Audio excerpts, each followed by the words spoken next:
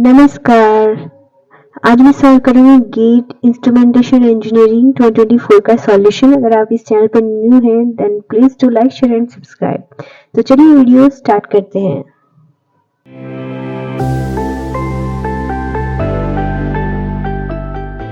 Third question दे रखा है कि a student was supposed to multiply a positive real number with another positive real number q।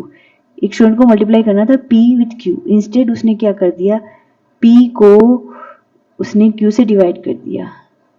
ठीक है, तो एक स्टूडेंट को करना क्या था, p को q से मल्टीप्लाई करना था, बट उसने क्या कर दिया, p को q से डिवाइड कर दिया।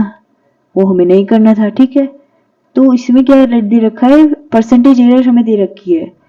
Percentage error is equal to 80%। Percentage error हमें दे रखी है, तो हमें क्या निकालना है, क्यू की वैल्यू निकालनी है। ठीक है, तो इस क्वेश्चन में आपको एक रिजल्ट ध्यान में रखना है। ये रिजल्ट आप नोट डाउन कर लीजिए कि percentage error is equal to, percentage error का फॉर्मूला होता है correct value minus incorrect value divide by correct value into 100। ठीक है, ये होता है परसेंटेज एरर का फॉर्मूला। तो अब चलिए इसे सॉल्व करते हैं। तो ये इंप्लाई कर परसेंटेज एरर हमें 80 दे रखा है। ठीक है, अब करेक्ट वैल्यू हमारे पास क्या है, ये है, तो ये पी क्यू हम लिख देंगे। इनकरेक्ट क्या है, पी डिवाइड बाई क्यू, ये भी हम लिख देंगे। और करेक्ट वैल्यू क्या थी, पी क्यू इंटू 100। अब क्या है, बस इसे सॉल्व करना है। जैसे हम देख पा रहे हैं, हम क्या करेंगे, इसे सॉल्व करेंगे तो ये आ जाएगा p into Q square minus यहाँ पे आ जाएगा p। हमने क्या किया, q ऊपर मल्टीप्लाई कर दिया। ठीक है, तो q एक बाहर आएगा और नीचे pq है। इसको चलिए अभी मॉड में ही रखते हैं, तो ये 100 हो जाएगा, ये 80 हो जाएगा। ठीक है, तो यहाँ से हम क्या करेंगे, p बाहर निकाल लेंगे, तो ये हो जाएगा क्यू स्क्वायर माइनस 1। p बाहर निकाला, यहाँ आ जाएगा क्यू स्क्वायर इंटू 100। देखिए मॉड हम हटा रहे हैं क्योंकि हमें पता है ये पॉजिटिव ही आने वाला है। ठीक है,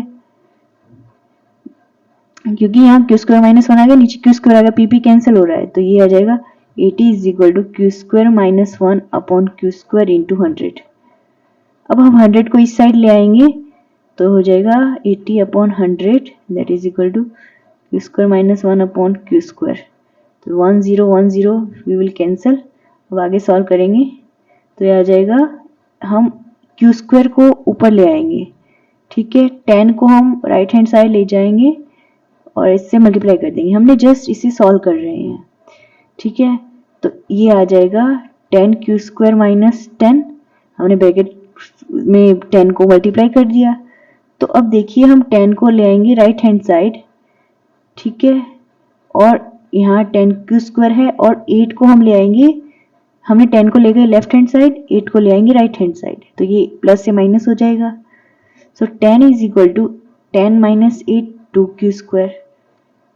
तो हम 10 divide by 2 is equal to q square, तो 5 इज इक्वल टू हो जाएगा क्यू स्क्वायर। तो क्यू हो जाएगा, हम स्क्वायर रूट से बोथ साइड लगाएंगे स्क्वायर रूट, तो q is equal to root 5। तो रूट 5 हमारा आंसर आ गया। ठीक है, चलिए अब हमें क्या क्यू ही ढूंढना था, तो क्यू हमारा आया है रूट 5। देखिए ऐसे हमने सॉल्व किया। बस इम्पोर्टेंट क्या था, ये रिजल्ट लगाना था, ये रिजल्ट आपको यूज करना था, बस वही इम्पोर्टेंट स्टेप था। तो डी, यहाँ डी आंसर आ जाएगा रूट 5। ठीक है, चलिए अब नेक्स्ट क्वेश्चन की ओर मूव करते हैं।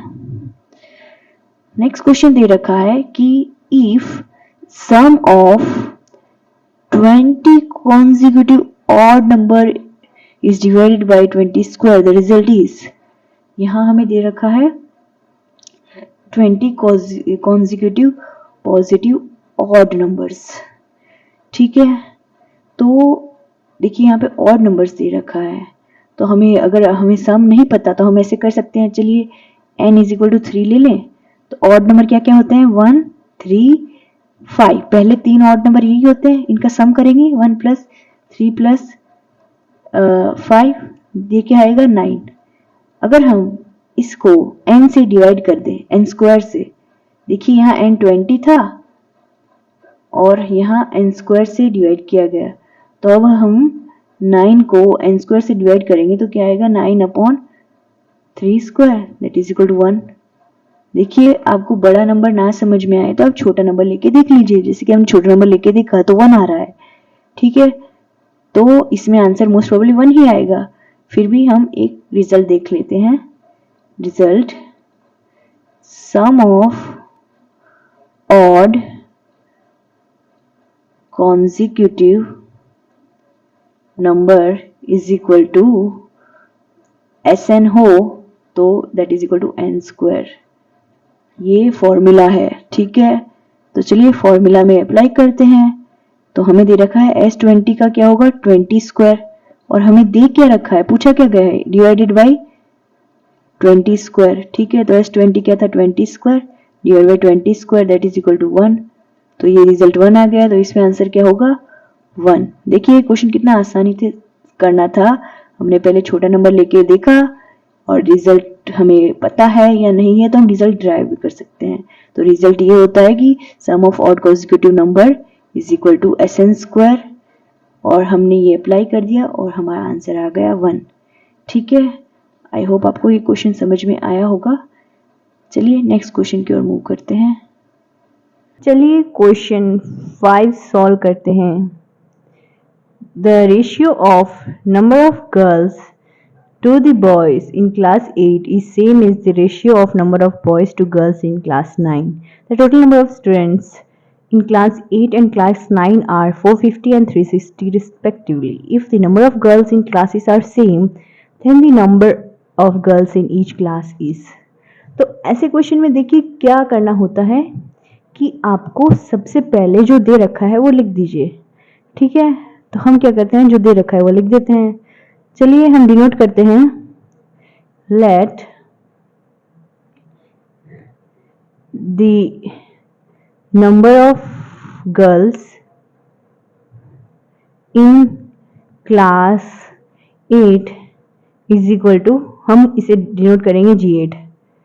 Similarly for the girls in class 9, इसको हम डिनोट करेंगे G9 से, and the number of boys, boys, boys in class 8 is equal to B8, and that's for class 9 is equal to B9, ठीक है। तो पहले तो हमने ये क्या किया है, नोटेशन लिख दिया है। अब हम जो चीजें नोट करेंगे जो दे रखी है, ठीक है। तो रेशियो दे रखा है number of girls to number of boys in class 8, तो G8 number of boys in class 8 upon B8, girls to boys ratio is same as boys to girls ratio in class 9, ठीक है। ये दे रखा है, इसे थोड़ा प्रॉपर्ली लिख देते हैं। तो ये फर्स्ट इक्वेशन दे रखी है। फिर हमें दूसरा क्या दे रखा है, the total number of boys and girls in class 8 and class 9। दो इक्वेशन दे रखी है, total number of boys in class 8 and class 9। So G8 plus B8 is equal to 450 and class 9 G9 plus B9 is equal to 360, ठीक है। ये हो गई second equation, ये हो गई थर्ड इक्वेशन। तीन चीजें हुई। चौथा क्या दे रखा है कि number of girls in classes are same. Number of girls same है तो क्या हुआ, G8 is equal to G9 same है, ठीक है। इतनी चीजें दे रखी है और हमें पूछा गया है the number of girls in each class. तो गर्ल्स हमें पूछा गया है कितनी है टोटल, ठीक है। तो ये जो दे रखा है उससे हम सॉल्व करेंगे। तो देखिए हम पहले करेंगे, हमें गर्ल्स सेम दे रखी है, G8 is equal to G9 को हम क्या डिनोट करेंगे, इसके लिए हम एक नोटेशन रख देते हैं ताकि हमें आसानी हो सॉल्व करने में। तो G8 is equal to G9 is equal to G हम लिखेंगे जो हमें पूछा गया है, ठीक है। अब हम ये G8 G9 को सब्स्टिट्यूट करेंगे 2 and 3 में। सब्स्टिट्यूट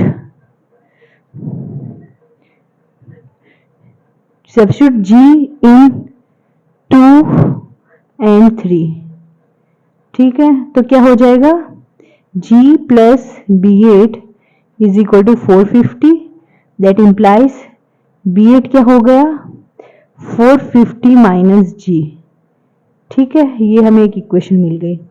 सेकंड G9 को हम लिखेंगे G plus B9 is equal to 360, that implies B9 is equal to 360 minus G, ठीक है। हमने बस यहाँ पे हमने सब्स्टिट्यूट किया है वैल्यू को, ठीक है। तो ये आ गया B8 और B9 की वैल्यू। अब इन B8 और B9 की वैल्यू को हम इस रेशियो में 1 में सब्स्टिट्यूट करेंगे, ठीक है। So let me right, substitute B8 and B9 in 1, ठीक है। तो 1 है, G8 को हम लिखेंगे G अपॉन B8, B8 क्या दे रखा है 450 minus G, that is equal to ये है B9 अपॉन G9। तो G9 तो होगा G, B9 होगा 360 माइनस G। अब देखिए, अब इक्वेशन में गौर कीजिए, इस इक्वेशन में देखिए अब एक ही वेरिएबल है, तो हमारे पास है 1 इक्वेशन 1 अननोन, तो ऑब्वियसली हमें इसका एक पर्टिकुलर यूनिक सॉल्यूशन मिलेगा, ठीक है। और वो यूनिक सॉल्यूशन होगा G और वही हमें ढूंढना है, ठीक है। ये इस इक्वेशन से ये पता चल रहा है। तो चलिए अब हम इस इक्वेशन को सॉल्व करते हैं। तो G, हम ये वाला G ये ऊपर ले आते हैं, तो ये हो जाएगा G into G, that is equal to, और ये डिनोमिनेटर वाला भी राइट हैंड साइड हम मल्टीप्लाई कर देंगे इंटू 450 माइनस G, ओके। तो G into G it will be G square, that is equal to 360 into 450, हम इसे अभी मल्टीप्लाई नहीं करेंगे, एज इट इज रहने देंगे। G into G it will B plus G square and then it will be 480 minus 480G minus 360G, ठीक है। ये हुआ। अब यहाँ देखिए G स्क्वायर तो दोनों साइड कैंसिल हो जाएगा, दिस विल गेट कैंसल्ड, ठीक है। तो बाकी का क्या बचा, हम ये term on left hand side ले लेंगे तो ये पॉजिटिव हो जाएगा, 480 plus 360G is equal to, it will be 360 into 450, ठीक है। अब हम इनको ऐड करेंगे तो ये होगा 01810G is equal to 360 into 450, ठीक है। हम एक जीरो कैंसिल कर देंगे, इट विल बी 6 इंटू 4, 6 4 36 6 9, ठीक है। तो यहाँ हो जाएगा 9G is equal to 4 into 45, and we know that 9 into 5 45, तो G क्या हो जाएगा, यहाँ पे एक जीरो है तो यहाँ पे आएगा 450, तो ये हो जाएगा यहाँ पे 50, तो 4 into 50, so G will be, ये देखिए सिंपल कैलकुलेशन है, आपको सॉल्व करना है। तो हमारे पास G की वैल्यू आ गई 200, ठीक है। और हमें G ही पूछा गया था क्वेश्चन में, हमें G ही ढूंढना था, तो G हमने फाइंड कर लिया। देखिए पहले ये इक्वेशन दी, फिर ये सेकंड थर्ड इक्वेशन, 3 इक्वेशन दी और ये चौथी इक्वेशन थी, ठीक है। तो हमने फोर्थ इक्वेशन से सॉल्व करना स्टार्ट किया और फिर सेकंड थर्ड को सॉल्व किया हमने यहाँ पे, देन हमने लास्ट में फर्स्ट इक्वेशन में सारी वैल्यू पुट कर दी और लास्ट में ये इक्वेशन बन गई। ये क्वाड्रेटिक इक्वेशन को हमने सॉल्व किया और हमें जी की वैल्यू मिल गई। तो जी की वैल्यू आई 200, तो ऑप्शन बी दे रखा है। तो यहाँ पे ऑप्शन बी करेक्ट आंसर होगा। गर्ल्स कितनी होगी in each class? It will B 200। ठीक है, चलिए नेक्स्ट क्वेश्चन की ओर मूव करते हैं। तो नेक्स्ट क्वेश्चन हमें दे रखा है, in the given text the blanks are numbered, select the best match. तो ये देखिए, आपको बस थोड़ा इंग्लिश का है, आपको जस्ट ये देखना है और पता लगाना है कि इसमें क्या क्या पॉसिबिलिटी है, क्या हो सकता है। तो इसमें है योकेरोइड stands dash an author for standing dash as an honorary fellow after she stood dash her writings that stand the freedom of speech. देखिए, आपको फर्स्ट सेकंड थर्ड अगर पता नहीं चला तो आपको लास्ट वाला पता चल जाएगा। हर राइटिंग दैट स्टैंड किसके लिए स्टैंड करिए? For the freedom of her speech. तो देखिए, फॉर ऑप्शन ए और डी में है तो बी एंड सी तो कैंसिल हो जाएगा। ठीक है, तो हमें यहाँ पता चलेगा ए और बी में फर्स्ट ऑप्शन आउट है, तो ऑब्वियसली फर्स्ट ऑप्शन क्या होगा? Out. Yoko Roy stands out, हमें लास्ट पता है for, stands out for dash as an honorary fellow after she stood, after she stood. अब देखिए, ये सेकंड नहीं पता चल रहा हमें, तो हम थर्ड देखेंगे। After he stood in her writings और we can say by her writing. तो इन हर राइटिंग तो ऐसा तो होगा नहीं कि राइटिंग के अंदर नहीं होगा, बाय उसके राइटिंग के साइड में। तो यहाँ डी ऑप्शन सही आएगा, यहाँ पे बाय होगा। देखिए, हमने तीन ऑप्शन, तीन से ही हमने आंसर निकाल लिया, तो सेकंड में क्या बचा? It will be down. So ये स्टेटमेंट होगा, Yoko Roy stands out as an author for standing down as an honorary fellow after she stood by her writings that stand for the freedom of speech. देखिए, आपको जो blank अच्छा लग रहा है उससे आप एलिमिनेट कीजिए। ये क्वेश्चन है एलिमिनेशन का, तो यहाँ पे ऑप्शन डी आएगा। This question is about eliminating options. अब जितने ऑप्शन एलिमिनेट कर पाओगे आपको इतनी आसानी होगी ऑप्शन ढूंढने में। एंड देखो, फिर आपको लास्ट में अगर दो में भी कंफ्यूजन हो तो आप है ना उसके लिए थोड़ा रिस्क भी ले सकते हो। You can go for any one answer, तो आपके 50-50 चांसेस रहेंगे राइट या रॉन्ग होने के। ठीक है, चलिए नेक्स्ट क्वेश्चन की ओर मूव करते हैं। नेक्स्ट क्वेश्चन, ये देखिए, ये क्वेश्चन काफी इंटरेस्टिंग है। This question is very important, I will say. आप ऐसे क्वेश्चन देख के जाइए, ऐसे क्वेश्चन कोई ना कोई आते ही है हर साल। 7 identical cylinder chalks are fitted tightly in a cylinder. The figure below shows the arrangement of chalks inside the cylinder and the length of the container is equal to the length of the chalk height. तो ये cylinder का जो height है, ये cylinder है और ये चौक है, तो इनकी दोनों की हाइट सेम ही है।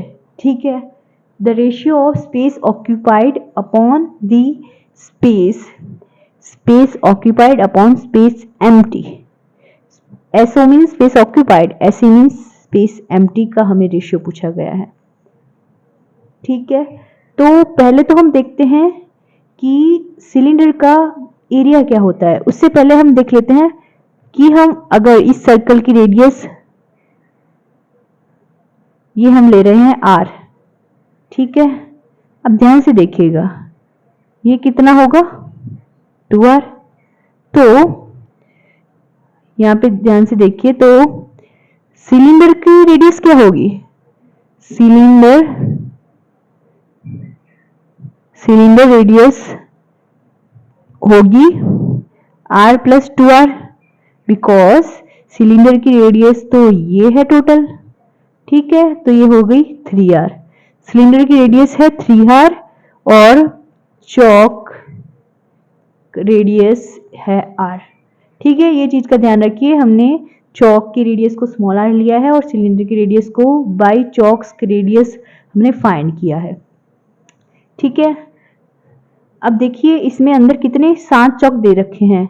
Number of chalk is equal to n is equal to 7। इतनी चीजें हमें दे रखी है। चलिए अब इसे हम सॉल्व करेंगे। तो हमें पहले वॉल्यूम ऑफ सिलेंडर पता होना चाहिए। तो volume of cylinder is equal to pi are square h. अब ये मत पूछिएगा ये कैसे आया, बिकॉज वॉल्यूम ऑफ सिलेंडर आपने 8, 9, 10th में कहीं ना कहीं तो पढ़ा ही होगा। तो ये होता है पाई आर स्क्वायर एच। ठीक है, तो टोटल वॉल्यूम होता है, ये होता है वॉल्यूम ऑफ सिलेंडर, ये हो गया पाई आर स्क्वायर एच। तो टोटल स्पेस इसमें इतनी है, ये है टोटल स्पेस। अब स्पेस ऑक्यूपाइड क्या होगी, स्पेस ऑक्यूपाइड जो हमने एसओ से डिनोट किया है, that is equal to number of chalk कितने हैं, उन्होंने स्पेस ऑक्यूपाई की है। ठीक है, तो चौक है टोटल 7। ठीक है, देखिए इन्हें नंबरिंग कर देती हूं मैं ताकि आपको आसानी हो। 1 2 3 4 5 6 7, नंबर ऑफ चौक है 7। ठीक है, तो 7 स्पेस 7 चौक ने 7 की है, तो एक का वॉल्यूम कितना है into volume of each chalk. एक चौक का हम वॉल्यूम निकाल लेंगे, chalk of one, volume of one chalk भी हम लिख सकते हैं, that is equal to volume of one chalk is equal to pi are square H. यहाँ सिलेंडर के लिए हम कैपिटल आर लिख ले देते हैं अभी के लिए। ठीक है, और हमें कैपिटल आर पता है, capital r is equal to 3r है। ठीक है, तो अभी हमारा ये आ गया 7 pi are square H.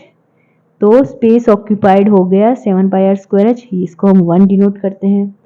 Now space empty, space empty क्या होगा, space empty is equal to total space minus जो ऑक्यूपाई है वो, तो total space minus space occupied. Total space हमारी क्या है, pi capital r square h minus space occupied है हमारी 7 पाई आर स्क्वायर एच। ठीक है, तो ये होगा कैपिटल आर हमारा क्या है 3r, कहां से आया, ये देखिए कैपिटल आर 3r है into h minus 7 pi are square h. तो अगर हम इसे सॉल्व करेंगे ये आएगा 3 square 9 pi are square h minus 7 pi are square h, that is equal to space empty क्या आ गया 2 पाई आर स्क्वायर एच। इसको हम डिनोट 2 करेंगे। अब हमें क्या पूछा गया है, इनका रेशियो पूछा गया है, तो हम रेशियो ढूंढेंगे। So space occupied upon space empty that is equal to 7 pi are square h divide by 2 pi are square h, that is equal to 7/2। देखिए कितनी आसानी से ये क्वेश्चन सॉल्व हो गया, हमारा आंसर आएगा 7/2। तो ये कौन सा ऑप्शन है, ऑप्शन बी 7/2। सो ये देखिए क्वेश्चन आपको इस तरीके से सॉल्व करना था, ये क्वेश्चन काफी इंपॉर्टेंट है, इस तरीके से सॉल्व होगा और इसका आंसर आएगा 7/2। ठीक है, चलिए नेक्स्ट क्वेश्चन की ओर मूव करते हैं। तो ये दे रखा है ये क्वेश्चन, ये है आपका क्वेश्चन 8, ये क्वेश्चन 8 है, इसमें दे रखा है the plot below shows the relation between mortality risk of cardiovascular disease and the number of steps a person walk per day based on the data, which one of the following option is true। हमें इसमें options कौन C true है वो पूछा गया है। तो ये देखिए ये ग्राफ ऐसा दे रखा है। ठीक है, और पहला ऑप्शन हम इसमें ऑप्शन वाइज ही सॉल्व करेंगे। तो पहला ऑप्शन है the risk reduction on increasing the steps per day from 0 to 10,000 is less than the risk reduction on increasing the steps per day from 1,000 to 10,000 to 20,000। ठीक है, हम ये अगर ये दे रखा है तो हम यहाँ वैल्यू निकाल लेते हैं रिस्क रिडक्शन की। Risk reduction from 0 to 10,000, 0 to 10,000 ये कितना है 0.2। Okay, from 0 to 1000 risk reduction rate है, it's from 0 to 10,000 it's 1, okay, it's decreasing from 1 और कहाँ तक आ रहा है 0.2 से, तो ये हो गया 1 माइनस 0.2 0.8 आंसर आ गया। ठीक है, less than risk reduction on from 10,000 to 20,000। अब इतने में देखिए कितना है डिफरेंस, ये तो 0.2 ही है हमें पता है, तो बताइए 0.8 0.2 से लेस है, नहीं है, तो ये ऑप्शन तो गलत हो जाएगा। ठीक है, तो ये ऑप्शन तो हमारा गलत हो गया। अब ऑप्शन बी देखते हैं the rest reduction on increasing from 0 to 5,000, 0 to 5,000 ये देखिए ये कितना है, 0 to 5000 है, 1 माइनस 0 to 5000 पे क्या है 0.4, तो ये हो गया 0.6। Then there is reduction on increasing the stem from 15,000 to 20,000। 15,000 to 20,000 जैसे हम देख रहे हैं, ये देखिए 15,000 to 20,000 में इतना ही डिफरेंस आ रहा है, वो 0.1 है, तो 0.6 0.1 से कम नहीं है, तो ये ऑप्शन भी गलत होगा। ठीक है, अब ऑप्शन थर्ड देखते हैं। For any 5,000 increment and any step the largest reduction on going from 0 to 5,000। देखिए लार्जेस्ट रिडक्शन कहाँ से कहाँ हो रहा है, 0 to 5,000 में। कैसे, देखिए 1 माइनस हम 0.4 करेंगे तो 0.6 है, सो ये सबसे लार्जेस्ट रिस्क रिडक्शन है, बाकी कोई भी कंपैरिजन बाई को अगर 5,000 और हम 10,000 के बीच में अगर ये इंटरवल देखेंगे तो यहाँ तो 0.4 है, सिमिलरली यहाँ कितना है 0.2 है, बिटवीन 10,000 to 15,000 यहाँ 0.1 है, तो सबसे बड़ा तो यही है। ठीक है, 0.6, तो ये ऑप्शन करेक्ट है, तो ये ऑप्शन करेक्ट है। सिमिलरली इसमें दे रखा है द लार्जेस्ट रिडक्शन 15,000 से 20,000 के बीच में है, जो हमने सी में देखा है, ये तो सबसे कम है, यहाँ तो 0.1 ही है, तो ये तो गलत हो गया, तो यहाँ पे सी आंसर होगा।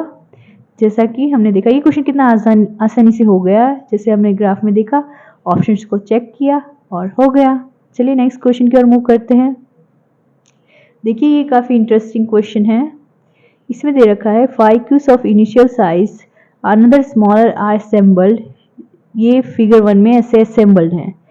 अगर हम इन्हें एक्स डायरेक्शन से देखेंगे तो इसका इमेज ऐसे दिखेगा, तो हमें इसको वाई डायरेक्शन से देखना है।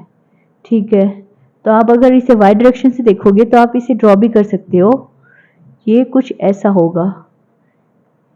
देखिए ये पूरी सिमिलरिटी नहीं आ रही, ये ऐसा होगा, तो और ये डब्बा यहाँ पे रखा हुआ है, from y direction if you will look at this, तो ये कुछ ऐसा होगा। तो चलिए ऑप्शन में देखते हैं, जैसा फिगर में दे रखा है उसे हमने बस बॉक्स बनाए हैं, इसमें मैंने लाइनिंग नहीं की है, तो ये कुछ ऐसा होगा। ठीक है, तो जैसे कि हम देख पा रहे हैं अलग अलग ऑप्शंस में, तो ये हमें पता है कि ये छोटा वाला box that is on right hand side, ये वाला यहाँ पे होगा। ठीक है, तो बाकी तो ऑप्शन राइट करेक्ट नहीं होंगे, तो ए ऑप्शन राइट आंसर आएगा।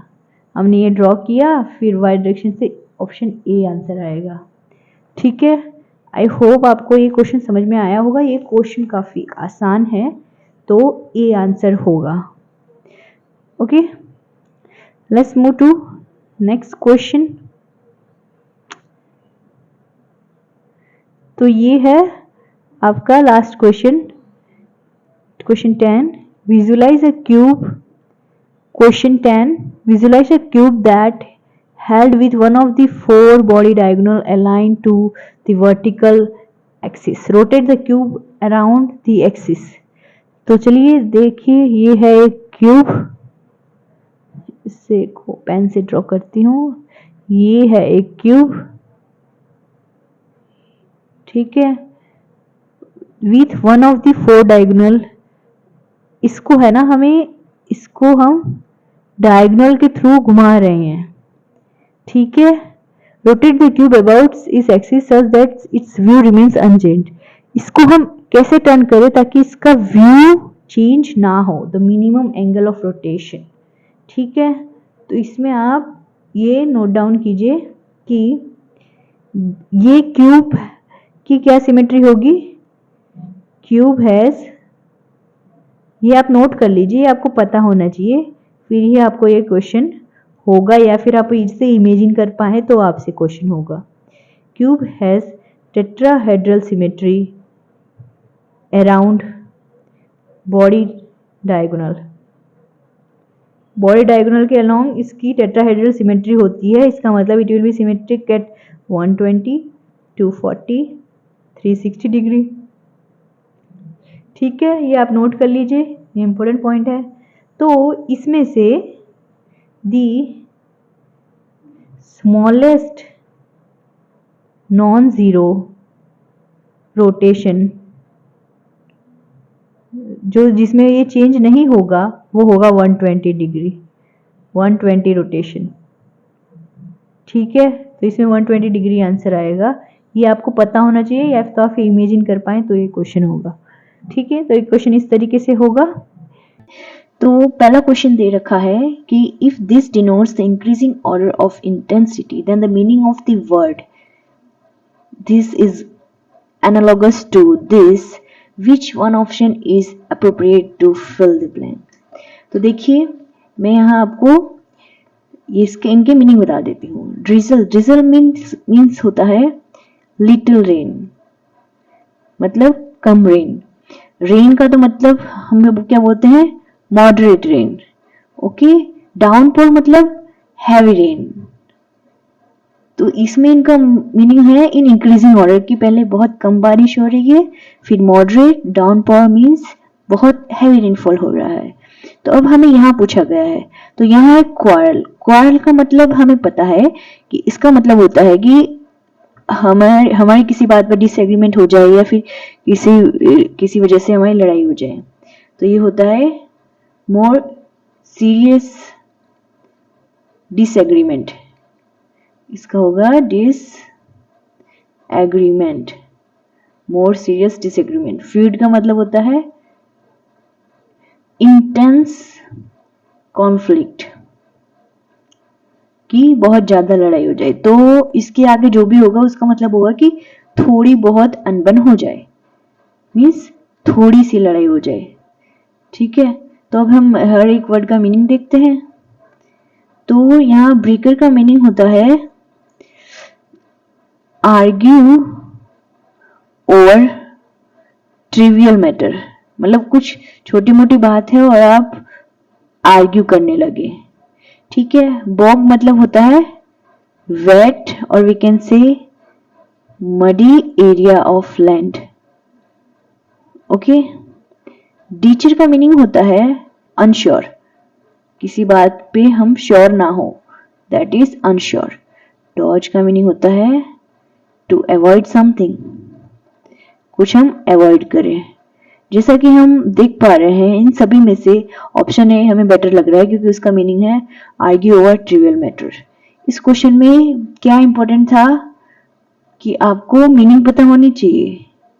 अगर आपने पहला क्वेश्चन देखा एंड आपको मीनिंग पता नहीं है, go to the next question, don't waste your time in this question. Okay, अगर आपको मीनिंग पता है देन आपसे क्वेश्चन हो जाएगा। ठीक है, ये बात का ध्यान रखिए, जबरदस्ती मत करने बैठ जाइए क्योंकि ये क्वेश्चन नहीं पता तो नहीं होना, दैट्स इट। ठीक है, चलिए नेक्स्ट क्वेश्चन की ओर मूव करते हैं। तो ये है सेकंड क्वेश्चन। इसमें दे रखा है, स्टेटमेंट दे रखा है ऑल हीरोज आर विनर्स और विनर्स आर लकी पर्सन।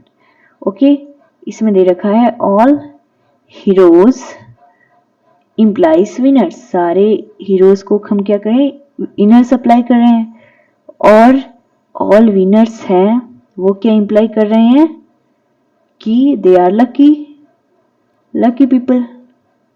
तो इन ऊपर वाले स्टेटमेंट से हम क्या इन्फ्रेंस निकाल सकते हैं, इनका मीनिंग क्या निकल रहा है। इसमें बोल रहे हैं कि all lucky people are heroes, नहीं ये है ना ऑल है तो ये विनर है, विनर आ रहा है, बट सभी विनर क्या इंप्लाई कर रहा है, लकी पीपल।